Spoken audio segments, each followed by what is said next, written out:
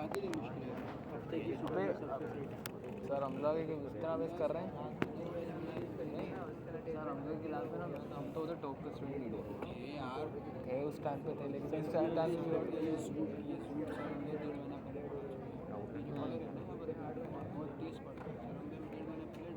पहले देखो जरा मेरे लिंक पे है ना एक बंदा सकीना नहीं है सकीना बहुत आरामी है वो तो मेरे पास भी है सर अफजल के पास ही गई ठीक है।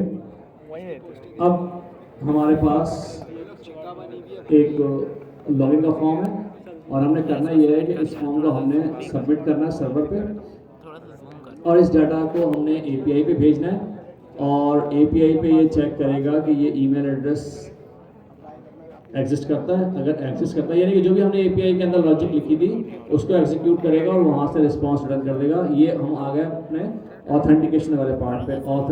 रजिस्ट्रेशन हमने कर ली है, ऑथेंटिकेशन वाले पार्ट पे हम आ गए। ठीक है, तो हम एक काम करते हैं, यही वाला सर्वर एक्शन हम उठाते हैं और इसको ही चेंज कर लेते हैं। मैं आता हूँ एक्शंस में और यहाँ पे मैं एक नया एक्शन क्रिएट कर लेता हूँ, लॉगिन या साइन इन ही कर लेते हैं। चलो साइन इन एक्शन और पेस्ट कर लिया एक्शन को और यहाँ पे यूज सर्वर होगा, हैंडल सबमिट फॉर्म। ठीक है, डाटा सारा ऐसे आया। बस यहाँ पे अब जो है वो नेम नहीं आएगा हमारे पास बल्कि ईमेल और पासवर्ड आ रही होगी। ये फील्ड यहाँ से हटा दी और यहाँ पे एपीआई जो होगी वो साइन अप के बजाय साइन इन ही कॉल हो जाएगी और बाकी सब चीज़ें इस तरह से चलेंगी। ठीक है, अच्छा फॉर्म में आते हैं। फॉर्म में आके भी हम एक काम करते हैं, जो हमने साइन अप के फॉर्म में किया है वही यहाँ पे कर लेते हैं। क्या किया हमने, जस्ट ये 2 स्टेट कॉल की हैं। अगले क्लास का रख दे, अगली क्लास के लिए ये रखूँगा। ठीक है, और ये कह रहा है यूज़ नहीं किया तो यूज़ भी कर लेते हैं इसको। एक्शन पे एक्शन और ये यहाँ पे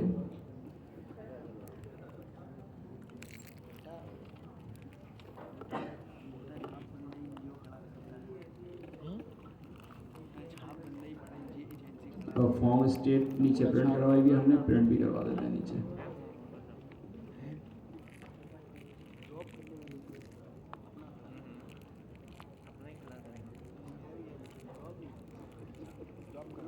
ठीक है, जो काम साइन अप में किया था सेम वही काम साइन इन के अंदर भी होगा, तो वही डाटा सारा हमने कॉपी पेस्ट कर लिया है। ठीक है, क्योंकि उसमें हमने क्या किया था, डाटा भेजा था, एपीआई कॉल की थी, रिस्पांस आ गया था। यहाँ पे भी हम साइन इन पे क्या करेंगे, डाटा लेंगे, डाटा एपीआई को भेजेंगे, एपीआई अपना काम करेगी, वो जो हमने उसके अंदर लॉजिक लिख ली है वहाँ से रिस्पांस आएगा और वो रिस्पांस लेके हमने फॉर्म को भेज दिया।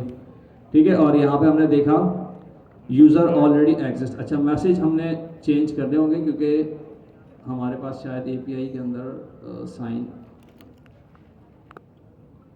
ओके हमें नाम उसका चेंज करना होगा। साइन अप एक्शन था, हमें इसको करना होगा यहाँ पे साइन इन है तो sign in action your call करेंगे इसके अंदर हम।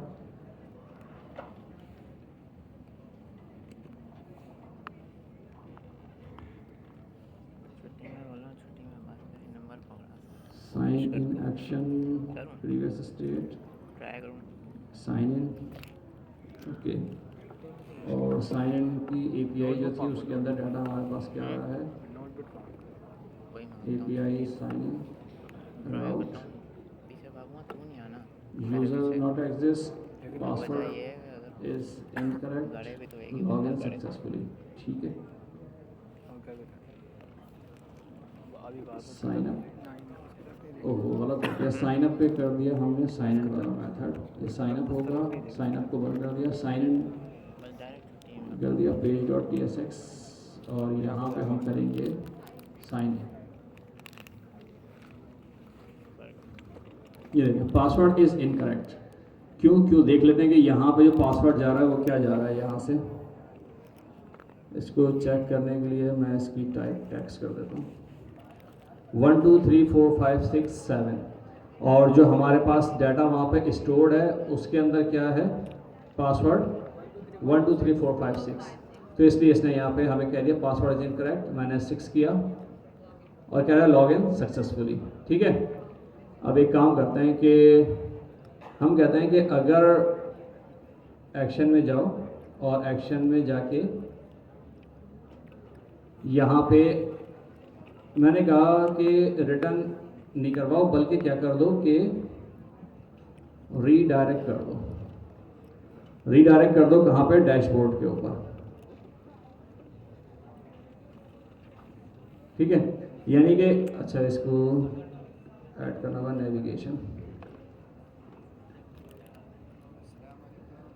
देखिए ये रीडायरेक्ट का एक मेथड होता है जो क्या करता है कि आप इसको जो भी यूआरएल देते हैं उस पर आपको रीडायरेक्ट कर देता है। अच्छा ये सर्वर पे ही चलता है ये मेथड खाली, क्योंकि हम सर्वर एक्शन यूज़ कर रहे हैं, वो सर्वर पे रन हो रहा है, इसलिए हम रीडायरेक्ट मेथड यूज़ करते हैं। आप क्लाइंट साइड पे यूज़ करेंगे आपको ये एरर देगा। क्लाइंट साइड पे कुछ और तरीका होता है रीडायरेक्ट करने के लिए, वहाँ पे हम क्या यूज़ करते हैं? राउटर। ठीक है, वहाँ पे राउटर यूज़ करते हैं। तो यहाँ पे हमें लॉजिक क्या लगाई? हमें लॉजिक लगाई कि फॉर्म पे जाओ, लॉगिन का कॉल करो, अगर रिस्पॉन्स ओके नहीं है यानी कि 200 नहीं है तो वापस चले जाओ लॉगिन के फॉर्म पे, और अगर 200 आ जाए तो डैशबोर्ड पे चले जाओ। इसका मतलब क्या हुआ कि अगर लॉगिन हो गया तो डैशबोर्ड पे चला जाए, और लॉगिन नहीं हुआ तो वापस, यानी कि ऑथेंटिकेट हो गया है तो डैशबोर्ड पे चला जाए, अगर ऑथेंटिकेट नहीं हुआ तो वापस साइन इन के फॉर्म पर आ जाए। तो पहले इसको गलत डालते हैं, ठीक है, पासवर्ड इज इनकरेक्ट, और सही डाला तो अब इसको ये डैशबोर्ड पर आ गया आपके पास। ठीक है, तो ये हमारा ऑथेंटिकेशन वाला पार्ट कंप्लीट हो गया।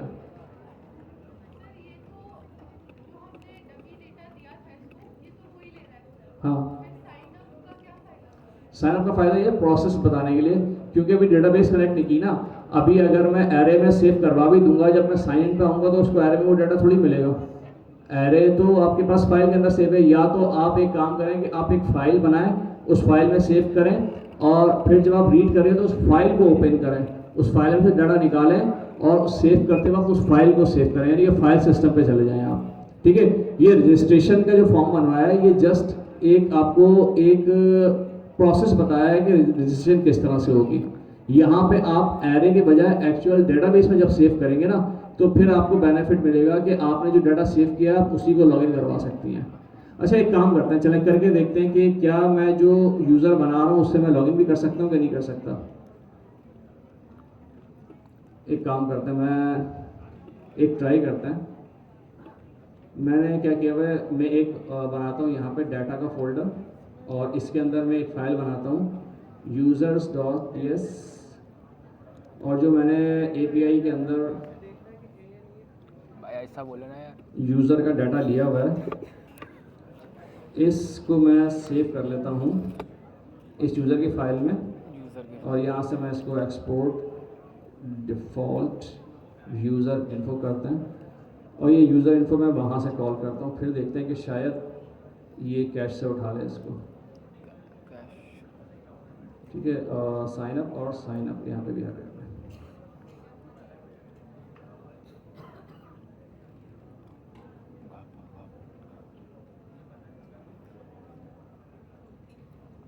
मुश्किल होता जा रहा समझना। अब ट्राई करते हैं करके करने की। ठीक है, मैं नेम ले लेता हूँ सबूत, पासवर्ड 1 2 3 4 5 6, और सबूत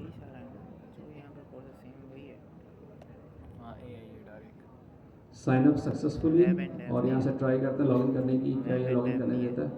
1 2 3 4 5 6 यूज़र नॉट एग्जिस्ट। हाँ नहीं करेगा लॉजिकली। उसकी वजह ये है कि एरे में थोड़ी सेव हो रहा है जाके, मतलब एरे में तो उस फंक्शन से सेव हो गया ना, जब आप दूसरे फंक्शन से कॉल कर रही हैं तो उसको वो एरे थोड़ी मिलेगा।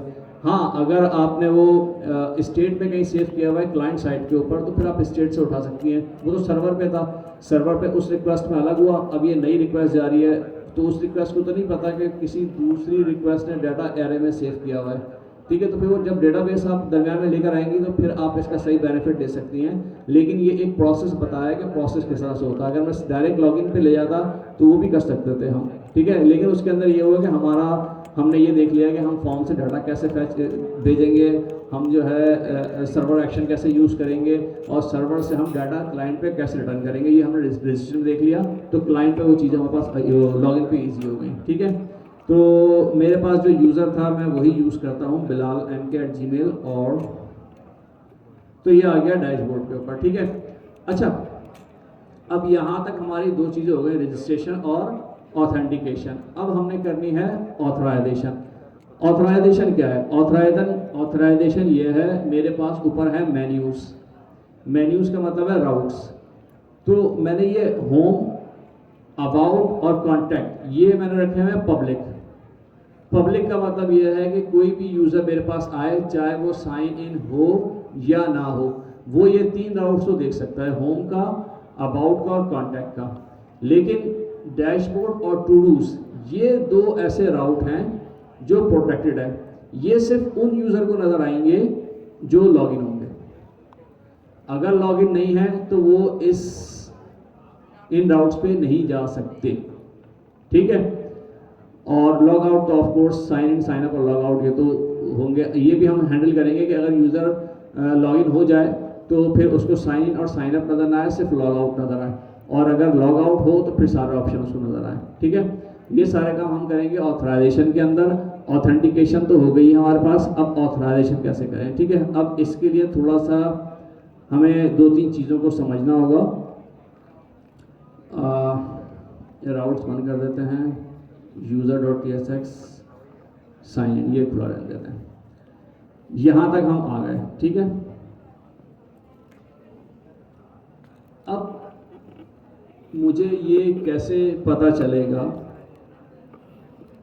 कि जो ये यूज़र है ये लॉगिन हो चुका है? मतलब ये तो पता चला लॉगिन हो चुका है, लेकिन अब जो नेक्स्ट रिक्वेस्ट ये करने जा रहा है ये यूज़र, तो ये साइन इन है या नहीं है मुझे कैसे पता चलेगा? क्योंकि ब्राउज़र के लिए तो जस्ट एक रिक्वेस्ट है, यानी कि मैंने साइन इन हो गया, डैशबोर्ड पे आया, मैं टू डूज पे आया, ये जस्ट एक रिक्वेस्ट है। मैं अबाउट अस पे गया, इसके लिए जस्ट एक रिक्वेस्ट है। इसको ये नहीं पता कि ये जो यूज़र ने रिक्वेस्ट की है ये लॉगिन है या नहीं है। तो इसका मतलब ये हुआ कि मुझे खुद से कोई ऐसी फंक्शनलिटी इसके अंदर ऐड करनी पड़ेगी कि ये यूज़र जब भी रिक्वेस्ट करे तो सर्वर के पास ये इन्फॉर्मेशन जाए कि ये यूज़र लॉगिन है या नहीं है, ठीक है। क्योंकि सर्वर को तो नहीं पता कि यूज़र, सर्वर को तो हमें बताना होगा, ठीक है। तो अब रिक्वेस्ट कहाँ से जनरेट हो रही है? क्लाइंट से जनरेट हो रही है। तो इसका मतलब ये हुआ कि क्लाइंट जब भी रिक्वेस्ट जनरेट करेगा तो इसके साथ हमने कोई ऐसी इंफॉर्मेशन सर्वर को भेजनी है जिससे सर्वर को ये पता चल जाए कि जो ये यूज़र आ रहा है ये लॉगिन है या नहीं है। तो इसके लिए जो अप्रोच यूज़ की गई वो यूज़ की गई टोकन्स की, ठीक है। टोकन्स क्या होते हैं? बेसिकली टोकन्स ऐसा यूनिक आइडेंटिफायर होता है जो हम क्लाइंट को लॉगिन होने के बाद असाइन कर देते हैं, ठीक है। यानी कि जब हमने उसको ऑथेंटिकेट कर लिया तो हम एक टोकन जनरेट करते हैं और वो हम क्लाइंट को असाइन कर देते हैं, और हम कहते हैं कि जब भी ये क्लाइंट रिक्वेस्ट करेगा तो ये टोकन लेकर आएगा। अगर ये टोकन लेकर आ रहा है तो इसका मतलब है कि ये क्लाइंट जो है वो ऑथेंटिकेटेड है। अगर टोकन लेके नहीं आ रहा तो ये ऑथेंटिकेटेड नहीं है, ठीक है।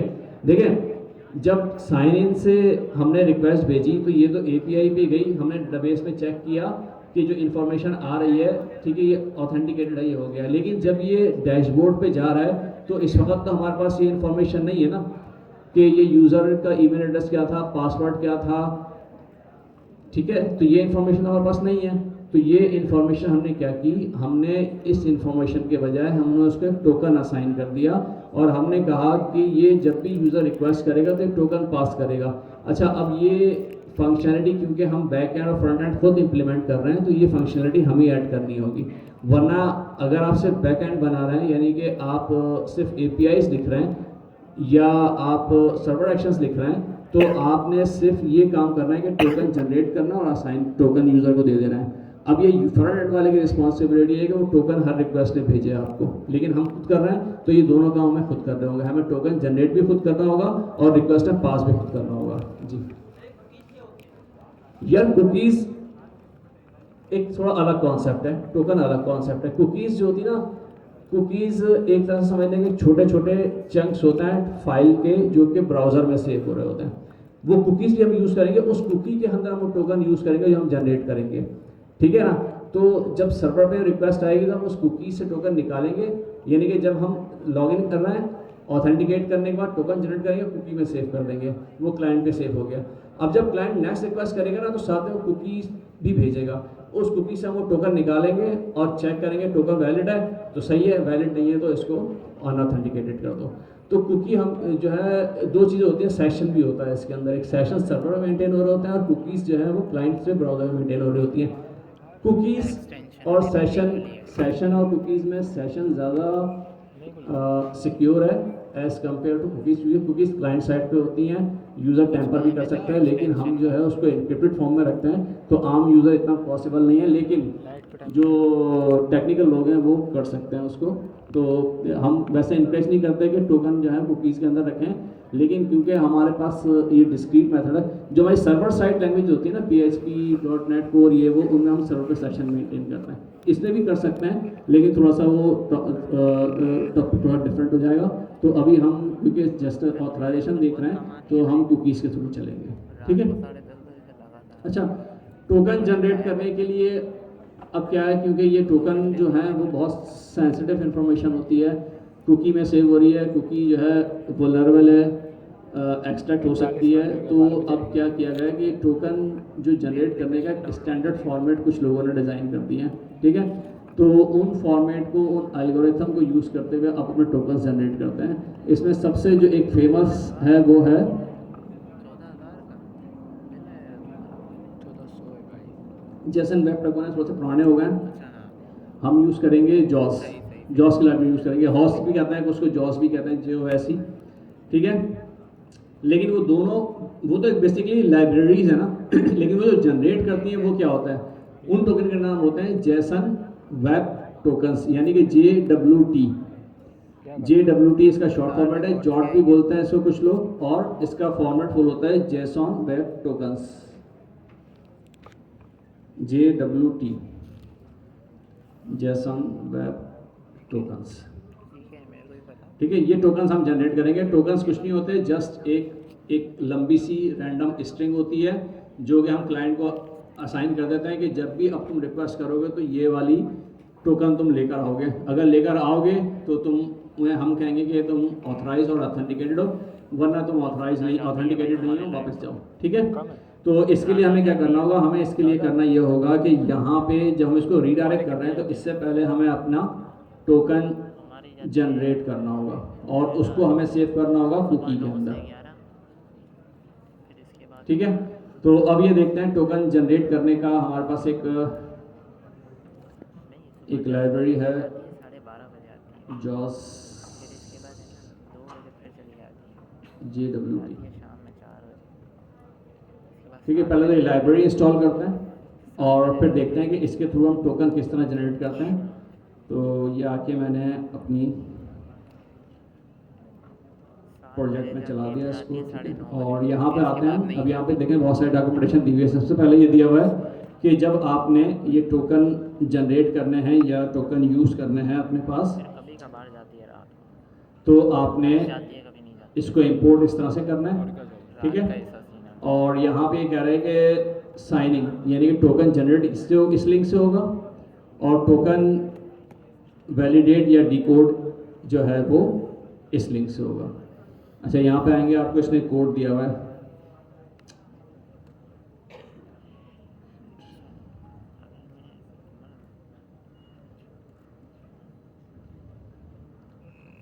ये रहा। ये कोड जो है वो हमने उठाना है, अपने पास पेस्ट करना है और टोकन जनरेट हो जाएगा, ठीक है। इसकी पूरी एक साइंस है, उस साइंस में हम नहीं जा रहे हैं अभी, हम जस्ट इसको यूज़ कर रहे हैं, ठीक है। अच्छा, एक काम करते हैं, मैं इसको उठा लेता हूँ और कॉपी पेस्ट कर लेता हूँ अपने पास यहाँ पे आके।